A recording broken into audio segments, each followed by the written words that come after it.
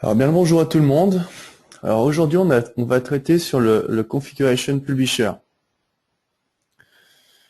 Tout d'abord je vais me présenter, je suis donc Jérémy Pastor, formateur SolidWorks basé donc sur Lyon. Je vais donc vous présenter aujourd'hui le configurateur Publisher. Donc voici l'agenda. Tout d'abord nous allons voir qu'est-ce que c'est. On va voir donc la situation dans une pièce, ensuite dans un assemblage. On va voir les avantages et les inconvénients. Et bien sûr, comme d'habitude, on aura une petite session de questions. D'abord, quelques petits rappels. Je ne sais pas si vous êtes familiarisé avec les configurations. Donc les configurations, elles se situent dans le configurateur manager. Elles vont vous permettre par exemple d'avoir des configs du type avec trou, sans trou, ou alors du dimensionnement différent pour faire varier une géométrie pour dessiner, on va dire, une seule pièce et pas la redessiner une multitude de fois. Donc pour cela, on voit ici à droite donc à quoi correspondent les configurations dans le configurateur manager, et à gauche les cotations qu'on va pouvoir rendre comment dire, liées, on va dire, à une configuration précise, ou bien à toutes les configurations, ou alors à certaines configurations sélectionnées. Donc ça va vouloir dire qu'on va pouvoir, suivant la configuration, faire changer la dimension de cette cote afin de changer la géométrie. Donc je fais un petit exemple sous SolidWorks pour montrer où se situent les configurations. Donc pour cela, je vais faire une petite pièce. Donc le configurateur manager se situe donc le troisième onglet ici, d'accord. Donc pour cela, hop, je vais faire une esquisse avec mes cotes rapides, une petite extrusion par exemple. Voilà. Donc là, si je clique dessus, on voit toutes mes cotes. 50, 10 de profondeur. Maintenant, je souhaiterais configurer, par exemple, cette extrusion. Je vais venir faire un clic droit dessus. Et là, j'ai configuré la cote. Configurer la cote va m'apporter ce petit tableau où je vais pouvoir créer une multitude de configurations suivant les lignes. Donc là, par exemple, je vais faire test, test 1, ainsi de suite, et faire varier suivant la configuration, par exemple, ses dimensions. Dans la test, elle va faire 15, et dans ma test 1, elle va faire 20. Je peux donc donner un petit nom pour dire table test, que j'enregistre. Et donc cette table va s'enregistrer, si je fais appliquer OK, va donc s'enregistrer dans le configurateur manager avec ma configuration par défaut, c'est celle où d'abord vous allez tout dessiner, et ensuite les configs qui vont faire varier donc ces dimensions. Donc ça, pour ceux qui ne sont pas donc familiarisés avec les configurations, qui trouvent ça un peu complexe, on a aussi les familles de pièces. Alors les familles de pièces, elles se comportent pareil dans l'onglet configurateur manager, sauf qu'ici, on va dire que les données vont pas être à partir d'un tableau SolidWorks, mais plutôt rentrer dans des données du type tableur Excel. Là, on va pouvoir récupérer, donc suivant les colonnes, d'où l'importance de renommer les cotes correctement, donc ça je vais vous montrer. Chaque colonne va correspondre donc à une cote ou à une fonction, et chaque ligne va correspondre à chaque dimension différente, ou on va dire famille. Par exemple, je vais venir dans SolidWorks, je vais prendre une pièce qui est une vis, ça parle à tout le monde, et là je vais dire créer, c'est dans table, insertion, table, famille de pièces. Ici, il va vous demander donc de la multitude de cotes que vous allez pouvoir sélectionner. D'accord?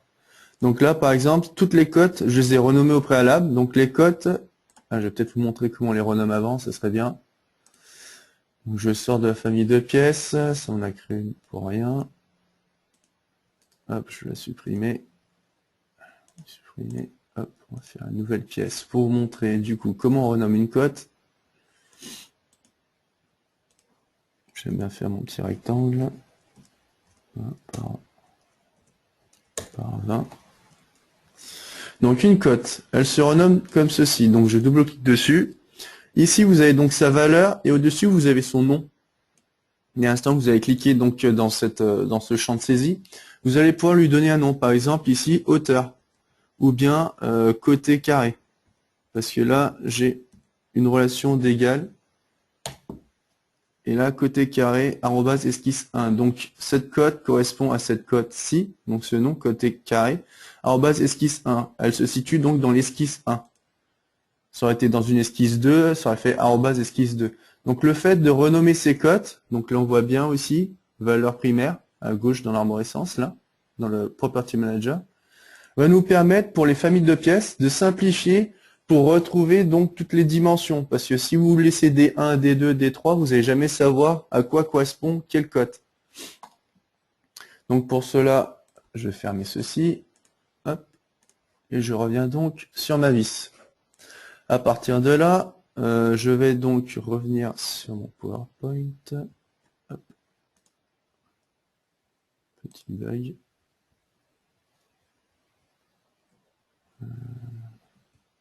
Je vais y arriver. Là. Tac. Tac. Voilà. Donc là, petit rappel donc pour les familles de pièces, on va le voir tout de suite après, juste pour vous montrer en fait que si vous n'êtes pas familiarisé avec les configurations ou les familles de pièces, depuis 2010, en fait, vous avez The Configuration Publisher. Il va vous permettre de récupérer donc les données d'une famille de pièces dans un tableur Excel, par exemple, toutes ces données afin de venir insérer plus facilement un composant. Donc, il sera moins lourd s'il y a moins de configuration, bien sûr, et sera plus simple, on va dire, en représentation.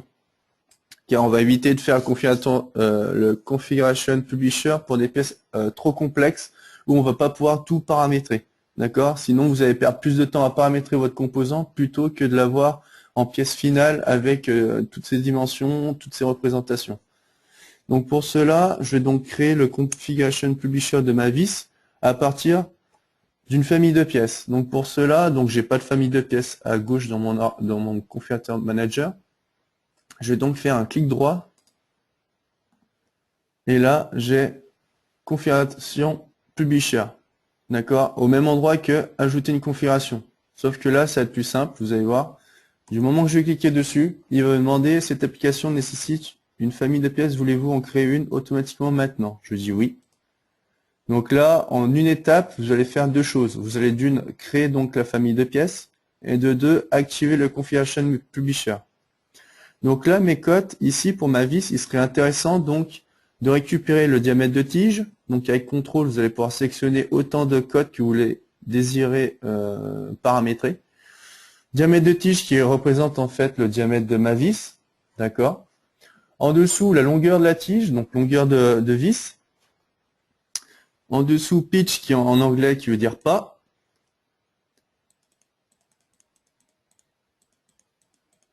Ensuite, le diamètre de tête, la hauteur de tête et le diamètre de l'hexagonale, l'empreinte. Une fois que j'ai récupéré toutes mes cotes que je souhaite paramétrer, je viens faire OK. Et là, une famille de pièces va se générer directement dans un tableur Excel avec toutes mes cotes ainsi que ma configuration, ma famille actuelle. D'accord? Donc ça, c'est une référence de pièces, de vis, pardon, d'un fournisseur ou d'une norme. Ici, j'ai donc le Configuration Publisher qui vient d'apparaître, qui est à peu près, je ne sais pas si vous voyez, l'éditeur de formulaire de propriété pour tout ce qui est carte d'identité de pièces, assemblage, mise en plan. Vous avez le même principe. À gauche, vous allez avoir tous les outils que vous allez pouvoir paramétrer dans votre menu. D'accord? Le menu au milieu, ça va être votre menu d'insertion de votre composant dans un assemblage, où vous allez pouvoir donc rentrer chaque champ et ensuite à droite dans les attributs, venir les paramétrer suivant le nom, l'intitulé et quel code venir récupérer. Pour cela, ici, pour avoir des dimensions, j'ai récupéré donc sur un GDI, donc un guide du dessinateur industriel, les dimensions d'une vis. J'ai entré donc dans un tableur Excel qui va me permettre de récupérer ces données assez rapidement. Je reviens dans mon SolidWorks. de ma vis. Voilà. Ici, je vais donc rajouter une liste. Donc, facilement, vous allez pouvoir donc faire glisser l'outil ici, lui mettre un nom. Donc, je vais lui mettre le diamètre de la vis. Donc, je vais mettre diamètre. Ce qu'on appelle le M6, M8, M10, hein, d'accord? Et là, on va dire variable de famille de pièces. Je veux qu'il aille me chercher la cote qui s'appelle des tiges, le diamètre de la tige. Ensuite, dans ma liste, je venais rentrer ici, donc j'ai diamètre de la tige, on va dire, 6, 8, 10, 12, 16. Je vais m'attaquer à ces dimensions. Je ne vais pas aller plus loin, on sait très bien qu'il y a plusieurs dimensions de vis. Donc je vais faire 6, entrée, ça me rajoute une ligne, 8, 10, 12, 16. À partir de là, je vais venir ajouter une autre liste en dessous. Cette fois-ci, je vais mettre le pas. Je vais mettre sa longueur de tige, pardon. Ça sera plus simple. Longueur. Et là, dans la longueur, on va donc aller chercher la longueur de tige. Et comme vous pouvez le voir, la variable qui a été utilisée avant pour le diamètre a disparu. Donc, il vous laisse seulement celles qui sont encore libres d'utilisation. Donc, la longueur tige. Et là, la longueur de tige, c'est ceci. Il serait intéressant donc de montrer seulement les correspondances par rapport au diamètre de la vis. Donc, pour cela, dans les données, je veux dire que sa donnée par an va être le diamètre de la vis. Donc là, il va me rentrer donc 6, 8, 10, 12, 16 que j'avais rentré donc précédemment. Et ça va me permettre de donner donc les correspondances directement des longueurs par rapport au diamètre. Donc pour cela, j'ai bien fait de le mettre dans un tableau Excel, ça va me faire gagner du temps, vous allez voir. Je vais donc sélectionner l'ensemble, copier avec CTRL-C et venir cliquer CTRL-V. Il va me donner toutes les valeurs directement comme un tableur Excel, pareil. En dessous, la visibilité servirait par exemple quand vous allez choisir donc votre pièce dans un assemblage, lui donner donc ses dimensions de diamètre et de longueur. Vous allez pouvoir montrer par exemple si j'ai mis un diamètre 6, longueur 10, à côté de la pièce sera marqué 6-10 par exemple. Bon, moi je vais pas l'utiliser, j'en ai pas l'utilité là. Ensuite, je vais continuer à rajouter donc une autre liste. Cette fois-ci, je vais mettre le pas. Donc je rentre bien l'intitulé comme je le souhaite. Je vais chercher ma variable pitch, toujours par rapport à un diamètre. J'ai oublié de vous préciser, le type ici, liste, ça correspond aux valeurs que je rentre manuellement. J'aurais pu récupérer carrément un intervalle de famille de pièces. Cet intervalle correspond en fait à une colonne. C'est-à-dire que je vais pouvoir lui dire, bah voilà, je veux que tu me récupères la valeur en F2 jusqu'à F6. Donc pour cela, j'aurais tapé ici F2, F2 2.F6. Et là, il venait prendre la totalité de la colonne. Là, en l'occurrence, je vais rester sur liste. Et dans valeur, je vais venir chercher donc mon pas, qui est ici, de 1 à 2. CTRL-C, CTRL-V. Je vais rajouter encore des données par rapport à cette vis. Je vais lui donner son diamètre de tête.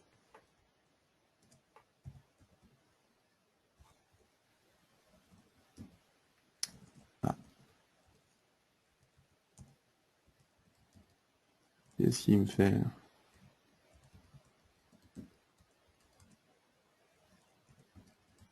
Diamètre de tête. Voilà. Ici, la variable des têtes, enfin la cote. Et enfin, toujours par rapport au diamètre de ma vis, je vais venir récupérer son diamètre de tête.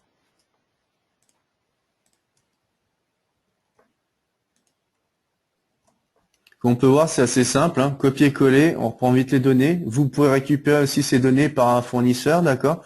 Pas forcément par rapport à des vis, mais par exemple un produit que vous développez où vous avez toutes vos données dans un tableau Excel ou bien dans d'autres formulaires de type tableur. Vous allez pouvoir récupérer ici encore la hauteur de tête.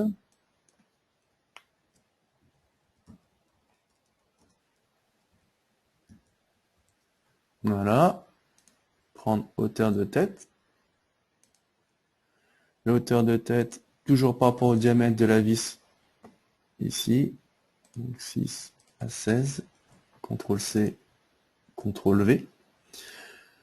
Et puis, diamètre de l'empreinte de la tête, donc on va mettre empreinte tête. Bien sûr, là, c'est pas un choix, hein, vu que vous avez qu'une ligne à chaque fois.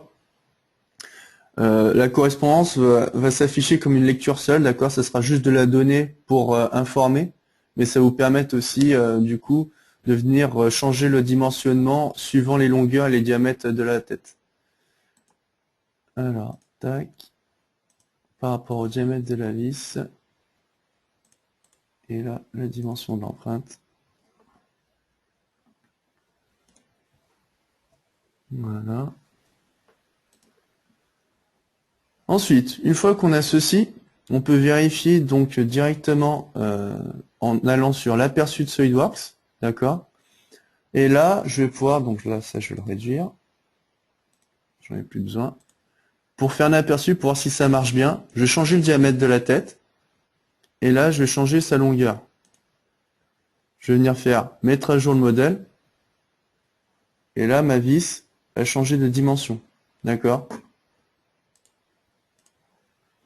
Je peux revenir ici, ça revient donc sur sa taille standard, sa version défaut, on va dire, de la pièce. Et là, si tout se passe bien, si j'ai rentré tout ce que je voulais, je pourrais faire appliquer, fermer.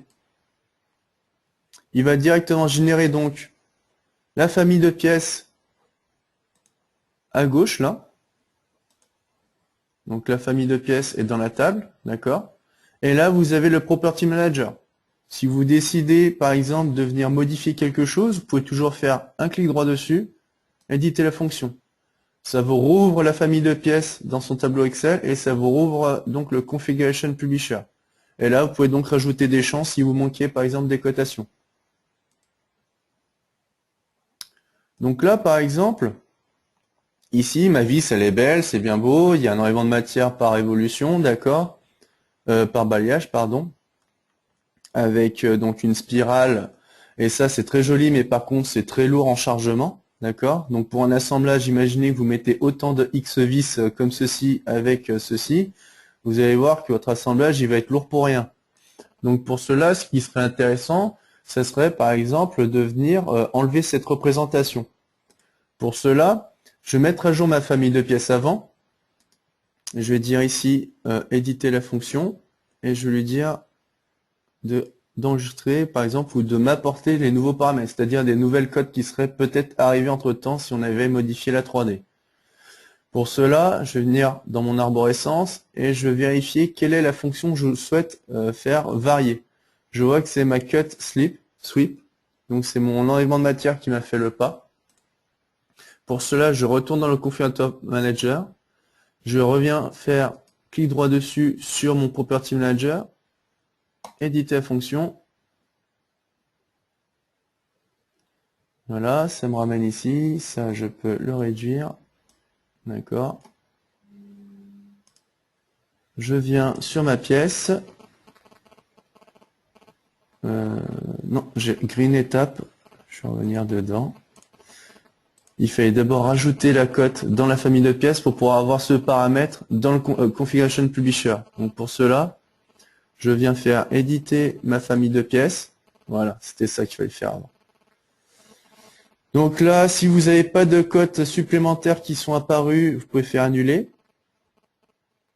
Et là, par contre, il serait intéressant donc d'étirer ce tableau et de venir rajouter cette fameuse fonction que je souhaiterais enlever ou pas. Donc c'est celle-ci, je double-clique et ça vient me l'insérer dans la famille de pièces. Une fois ceci, je peux valider soit en cliquant sur valider ou dès l'instant que je clique en dehors du tableau Excel. Donc là, dans ma famille de pièces, je suis venu rajouter donc cet enlèvement de matière. Je n'ai plus qu'à retourner cette fois-ci dans mon Configuration Publisher, où là, je vais mettre une petite case à cocher qui va me servir pour montrer ou pas ma représentation de filetage. Donc là, je vais l'appeler représentation de filetage. Et là, je vais chercher donc la cote que je suis venu rajouter, enfin pas la cote, la fonction que je suis donc venu rajouter dans ma famille de pièces. Il la retrouve ici. Et là, comme vous pouvez voir, coché égale non supprimé, décoché égale supprimé. Donc là, je vais venir faire appliquer, fermer. Donc ma pièce étant finie, je vais pouvoir l'enregistrer. Et maintenant, je vais aller voir à quoi correspond ce configuration publisher dans un assemblage. Donc pour cela, je vais donc créer un nouvel assemblage. D'accord. Et je vais venir, pourquoi pas, insérer directement par rapport à ça ma vis. Hop. Directement dans SolidWorks en faisant un glisser. On aurait pu la faire glisser de la bibliothèque aussi. Et là, je me retrouve du coup avec les paramètres que j'ai rentrés dans mon configuration publisher. Je vais pouvoir donc ici changer son diamètre, changer sa longueur, et puis choisir son pas. Ensuite, représentation de filetage, je vais pouvoir venir décocher la représentation de filetage et venir valider la pièce. Tac. Et là, on retrouve du coup une pièce totalement paramétrable, où dedans se renferme qu'une seule famille et non une multitude. Donc la vis est bien moins lourde pour un assemblage. Si on souhaite la modifier encore dans l'assemblage, on peut toujours faire un clic droit dessus. Et là, à côté des propriétés du composant, vous avez une petite icône qui s'est rajoutée dès l'instant où on a rajouté la configuration publisher dedans. Et là, vous pouvez remodifier à nouveau la pièce. D'accord? Venir changer son diamètre et venir changer sa longueur. Remettre pourquoi pas son filetage et valider. Donc il recharge les paramètres qu'il y a dans notre tableau, rajoute une petite ligne de famille. Et là, on se retrouve du coup avec la vis encore changée. Donc ça correspond du coup à une pièce dans un assemblage.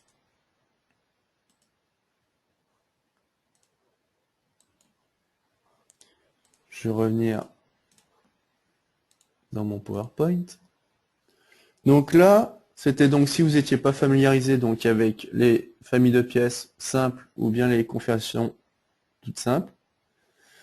Où cela se situe, donc je vous l'ai montré, donc c'est en allant faire un clic droit sur la pièce, donc dans le configurateur manager, où là vous avez au même emplacement que d'ajouter une configuration, vous avez le configuration publisher plus bas. Il va vous générer directement une famille de pièces si elle n'est donc pas créée. Comment cela se présente? Donc je vous ai montré, c'est à peu près comme l'éditeur de formulaire de propriété. À gauche, vous avez les outils, au milieu, vous avez votre paramétrage et à droite les attributs de chaque champ. La partie édition vous permet donc d'éditer le menu. La partie SW Preview, elle, va vous permettre de voir si ce menu marche dans la 3D. Une fois que tout ça fonctionne, vous pouvez faire appliquer, fermer et du coup vous vous retrouvez du coup avec une pièce totalement paramétrable à l'insertion dans un assemblage. Ensuite, donc les prérequis, donc il nous faut minimum une ligne dans la famille de pièces. Donc pour cela, une ligne correspond à au moins sélectionner une cote, d'accord? Sinon la ligne ne correspond à rien.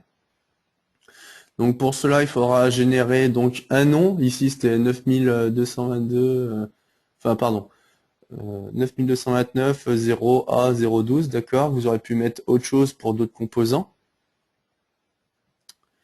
Ensuite, donc là, vous passez de la vis aux configurations publisher, donc à l'insertion de l'assemblage, ce que je vous ai montré, où vous allez pouvoir changer sa dimension, son diamètre, ainsi de suite. Et vous allez, comme je vous ai pu vous le montrer, pouvoir récupérer, modifier les paramètres grâce à ce petite icône qui se retrouve sur le clic droit directement sur le composant. Maintenant, je fais un petit exemple par rapport à un assemblage, vous montrer à quoi correspond la configuration publisher avec un assemblage de composants et non simplement une pièce. Donc pour cela, je vais revenir donc dans SolidWorks. Je vais venir ouvrir mon assemblage de VR1. D'accord. À partir de là, donc il correspond toujours, il y a une ligne. D'accord. Ma famille de pièces est déjà créée, donc je gagne du temps. Et là, je vais donc faire clic droit sur mon assemblage et lui dire Configuration Publisher. À partir de là, donc il récupère déjà au préalable ce que j'avais mis dans une famille de pièces. Et là, même principe, on va pouvoir faire un glisser-déposer de chaque élément. Donc pour cela, pareil, j'avais fait un petit fichier Excel qui va me permettre de donner donc l'ensemble des éléments pour ce composant. Donc ce vérin, il va lui falloir un type de montage. Donc là, on va plutôt y chercher des configs dans les composants de l'assemblage. C'est-à-dire que cet assemblage va devenir un sous-assemblage dans un assemblage et que chaque configuration de ces composants vont pouvoir être modifiés juste en faisant quelques clics, en venant les sélectionner ici. D'accord? Donc type montage. Ici, je vais y chercher mounting type. Liste valeur, je vais prendre Goujon universel, CTRL-C, CTRL-V. Je vais venir chercher une autre type de liste où là je vais mettre type de cylindre. Donc bien sûr, hein, c'est vraiment similaire à une pièce, comme on peut le voir. Cylinder type, je viens chercher mes données que j'avais rentrées. Un petit pense-bête. Ici. Donc là, j'ai aucune correspondance avec un montage, hein, d'accord, il pourra se changer. Et je vais pas continuer ici, je vais carrément utiliser après un exemple où j'ai déjà tout fait pour que ça marche. Là, je vais pas m'éterniser sur ce module, c'est le même principe que pour une pièce. Donc là, vous allez voir que c'est assez simple, glisser, déposer, on vient entrer le nom, on vient chercher quelle cote ou quelle configuration on va venir faire varier, et on vient lui donner les données. Donc pour cela, on va soit utiliser donc des catalogues fournisseurs ou bien vos propres données de vos produits que vous développez. Donc pour cela, je vais éviter de continuer. Sinon, il y a encore, je vais rajouter une autre liste pour montrer quelque chose qui peut être intéressant. Vous allez pouvoir, une fois que vous avez rentré au préalable au moins deux listes, vous allez pouvoir par exemple lui dire que cette liste va venir se varier par rapport au type de montage et en concordance avec le type de cylindre. Donc là, vous allez pouvoir voir Goujon simple action, donc c'est ce qu'on avait là, Goujon pour le type de montage, en simple action, ou bien en double action, ou bien en inversé, ainsi de suite. Donc après, vous avez le bloc avant en simple action, ainsi de suite. Donc là, vous allez avoir une j'arrive plus à parler, pardon. Donc là, vous allez avoir une multitude de variantes, d'accord, suivant les valeurs que vous avez données avant. Donc là, je ne vais pas m'éterniser là-dessus pour gagner un peu de temps pour la session questions. Je vais vous montrer directement, donc, par rapport à un assemblage fini. Alors, là, ici, il prend. Alors, hop, celui-là, je le ferme. Je vais venir ouvrir ma roue. Voilà. Donc là, c'est une roue de chariot, d'accord, qui, là, j'ai pu faire varier donc un configurateur publisher. Donc là, tout le paramétrage est rentré, d'accord. Toutes les données, ici, toutes mes listes, d'accord. Je vais donc venir faire un nouvel assemblage pour venir insérer cet assemblage. On va voir si je peux le faire comme ça. Tac. Voilà. Donc là, on se retrouve donc avec cet assemblage en sous-assemblage dans l'assemblage. Vous allez avoir le type de roue, d'accord. Vous allez avoir son type de style, donc suivant comment est positionné, comment est maintenue cette roue. Et en bas, vous avez donc la configuration qui vient se créer avec les données, avec la visibilité. Donc là, vous allez pouvoir modifier autant que vous voulez avec tous les choix possibles du montage, donc soit encastré avec un axe, ou bien vous allez pouvoir changer ici, je ne sais plus où c'est, là un axe avec un circlips, ouais, c'est plutôt un congé. Donc ici, voilà ce que ça rend quand vous allez pouvoir modifier donc avec le paramétrage votre sous-assemblage, d'accord? Il va donc chercher la configuration de la roue, la configuration du montage, ainsi de suite. Tous ces composants vont donc venir se modifier en un seul coup. Vous n'allez pas faire un insérer tous les composants un à un pour faire votre sous-assemblage, d'accord? Donc maintenant qu'on a vu l'exemple dans une pièce, dans un assemblage, je vais vous montrer qu'on avait aussi la possibilité de venir télécharger, enfin d'importer donc notre configuration publisher dans le 3D Content Central. Donc pour cela, je vais revenir ici. Je vais vous montrer, c'est pas là, c'est dans la pièce en elle-même. Voilà. Éditer la fonction. Ici en bas, vous avez donc publié sur 3D Content Central. D'accord? Quand vous allez le publier, il va vous demander si vous voulez télécharger, donc enregistrer la pièce ou l'assemblage en cours. Vous dites oui. Et là, il va directement l'uploader directement sur le serveur du 3D Content Central. Vous savez, c'est la partie que vous avez à droite dans SolidWorks, au niveau de la bibliothèque.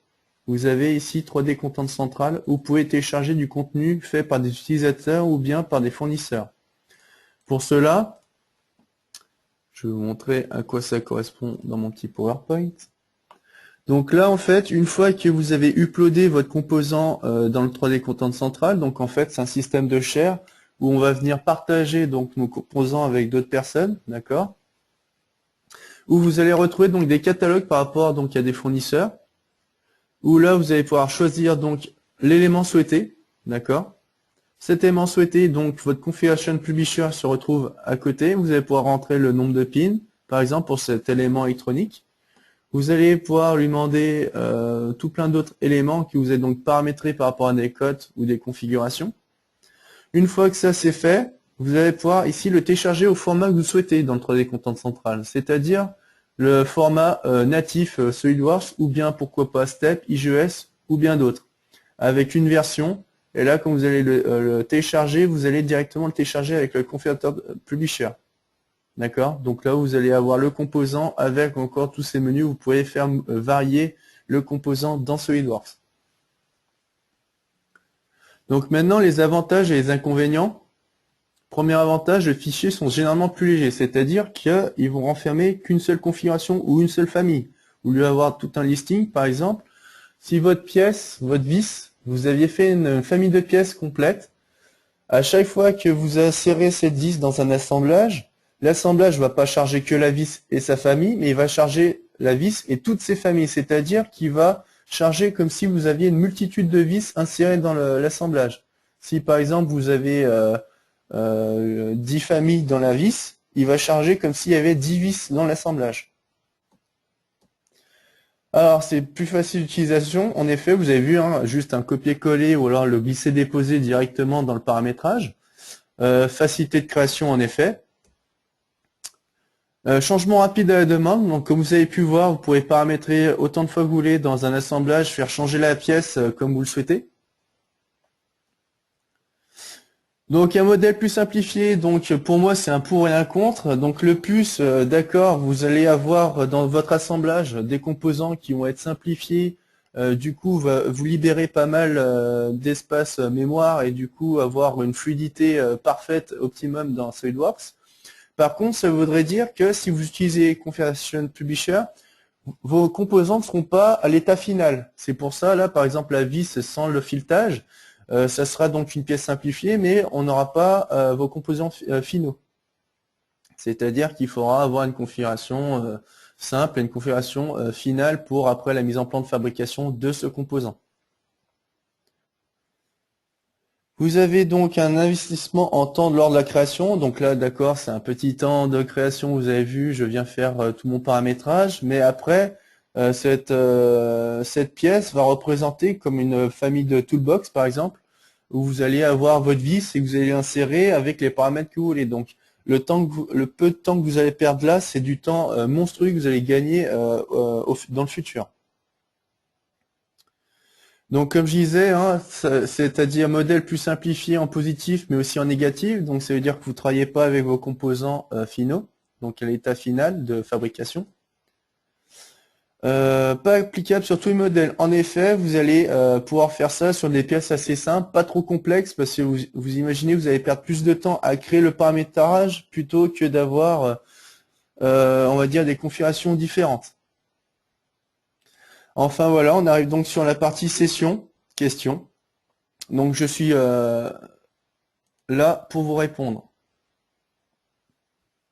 Avez-vous donc des questions, s'il vous plaît?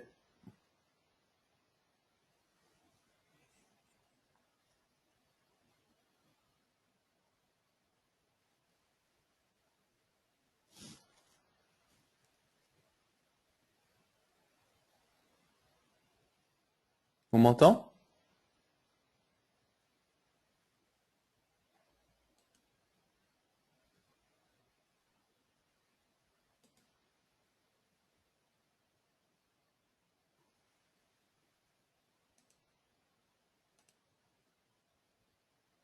Vous n'avez pas de questions?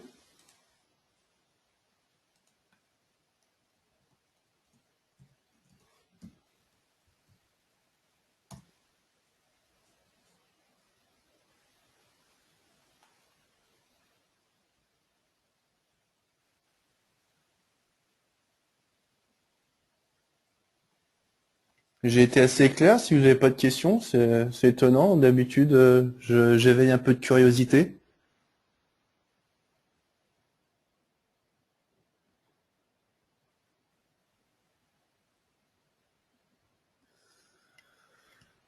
Peut-on utiliser les équations avec configuration publisher? Normalement, c'est comme les configs. Euh, donc, je sais qu'avec les configurations simples, on ne pourra pas récupérer les équations. Avec une famille de pièces, normalement, oui. Donc, si avec la famille de pièces, oui, ben, avec le configuration publisher, oui. D'autres questions?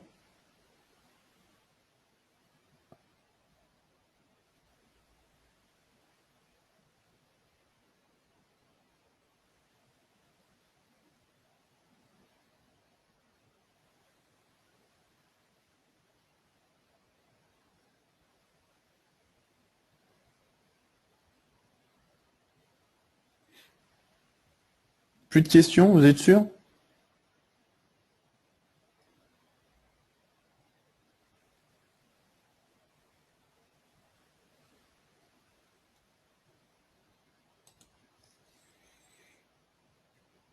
Donc, s'il n'y a plus de questions, bah, je vais pouvoir vous libérer. Donc, si vous avez besoin de plus amples informations ou bien de voir pour des formations complètes, parce que là, à chaque fois, c'est des petites bribes de nos formations que nous sommes capables de donner à nos stagiaires, à nos entreprises. Donc, si vous voulez avoir de plus amples informations donc, sur ces formations, vous allez pouvoir vous retourner vers nos commerciaux ou alors, si ces informations techniques sur l'utilisation de SolidWorks, vous rapprocher de notre support technique ou bien de notre site internet, le guide 3D, où là, par exemple, vous avez aussi donc le support technique en question.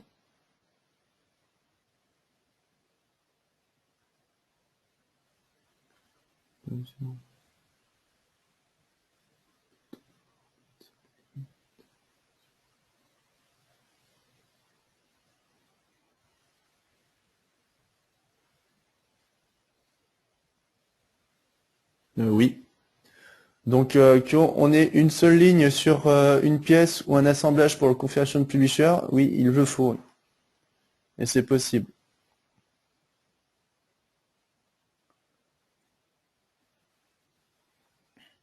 Mais du coup, je vois plus l'intérêt, parce que si vous avez qu'une seule ligne, ça voudrait dire que ça va être juste une correspondance d'une dimension par rapport à une autre, et non d'une dimension avec un listing de différentes dimensions. Ça voudrait dire que là, par exemple, ma vis, si elle avait un diamètre 6 et une longueur de tige de 10, sur une seule ligne, j'aurais que ça. Voilà, je mets un diamètre 6, j'ai que 10. Si par contre j'ai un listing complet, c'est pour ça, là vous allez pouvoir avoir 10, 12, 16, ce que vous voulez en dimension. Donc après, faire une configuration juste pour avoir une dimension, pour moi, c'est juste des équations ou des variables globales dans des équations.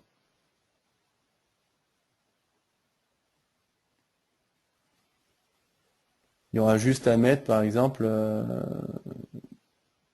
Si, c'est intéressant juste pour mettre le composant avec juste une dimension, oui aussi pour l'insertion.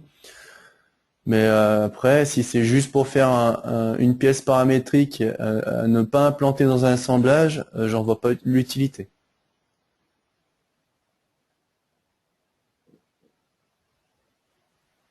D'autres questions?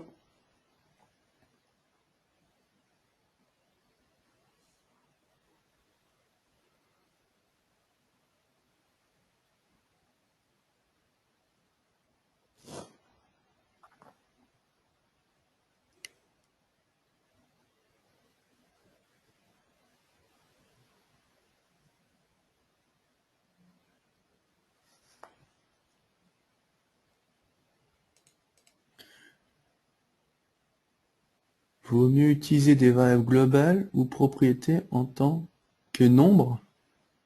Là, je comprends pas la question là.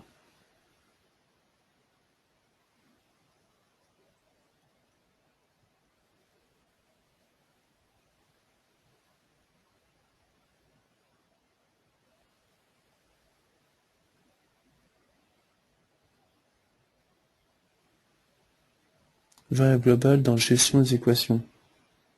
Bah, les variables globales, en fait, vous allez pouvoir les créer et du coup, par exemple, plusieurs dimensions, plusieurs cotes venir récupérer cette variable globale. Moi, ce que j'ai fait là pour tout ce qui est famille de pièces, j'ai juste renommé les cotes, d'accord, pour que chaque cote soit différente.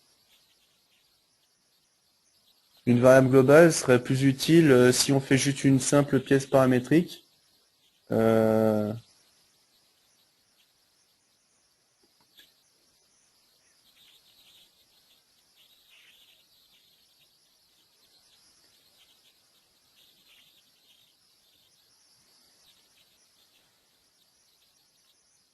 Alors les propriétés dans propriétés du fichier vont servir seulement à incrémenter tout ce qui est nomenclature ou cartouche. Ce n'est pas utile dans l'insertion d'un composant pour le euh, faire changer ses dimensions.